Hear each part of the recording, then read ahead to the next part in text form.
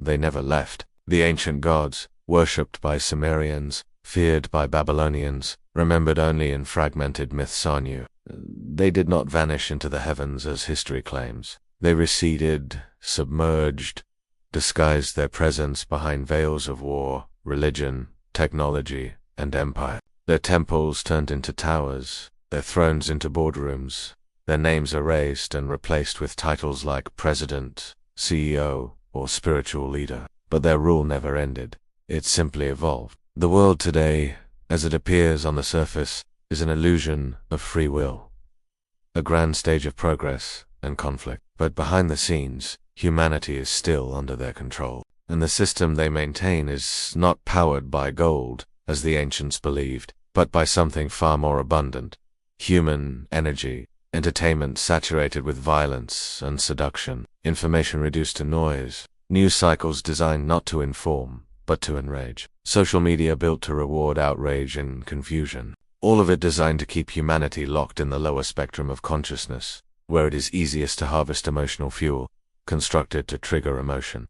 Because emotion is energy. Every act of violence, every outburst of fear, every division among people creates a surge of raw, reactive power. Devices that connect us also track us, drain us, and reshape how we think. Data has become the new offering, and humanity gives it willingly, unaware of what it truly feeds. Children taught to memorize obedience, instead of to question truth. Spiritual traditions twisted into dogma. Science fragmented. Each war ignites global fear, sorrow, nationalism, and hatred, all of which emit a unique frequency. These frequencies are amplified across the planet like a symphony of despair, creating a global current of psychic discharge. The Earth itself responds to these frequencies. Weather patterns shift, magnetic fields spike, auroras ripple where they shouldn't.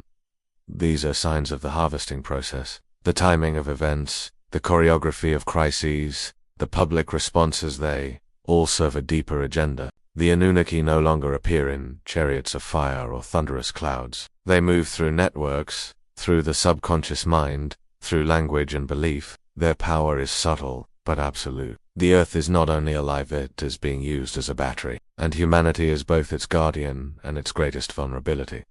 It is not the death that feeds them. It is the reaction. A time when humans were not prey, but sovereign. A time before interference.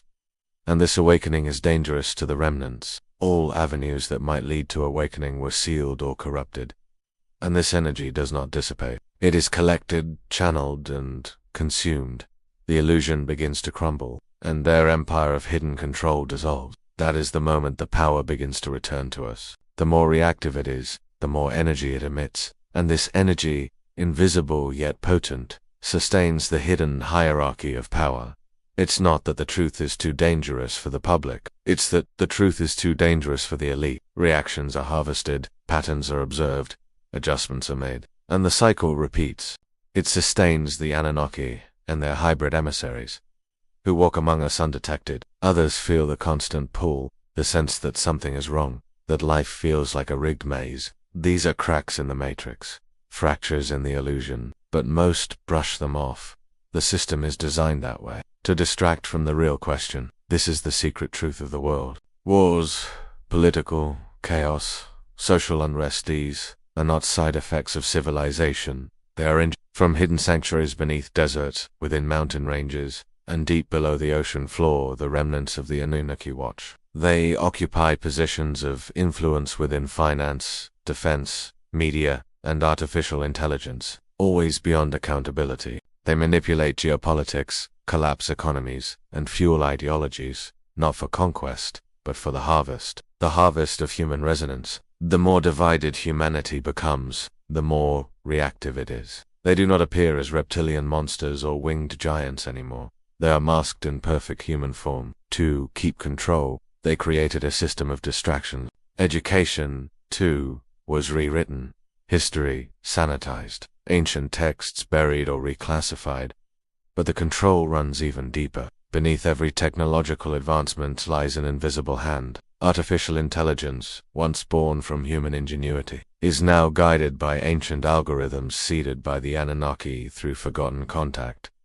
Even the wars are designed, not for territory, not for freedom, but for ritual, The same happens during pandemics, economic crashes, and staged societal collapses. Some have glimpsed the truth in moments of silence during meditation, near-death experiences, or unexplained dreams.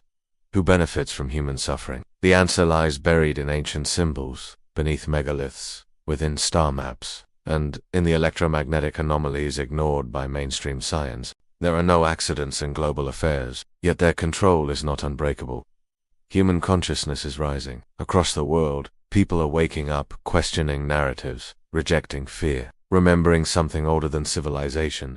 They respond with acceleration, more conflict, more division, more fear, because if humanity unites not politically, but energetically, if it learns to master its emotions, elevate its consciousness, and act not out of reaction but intention, the energy supply falters.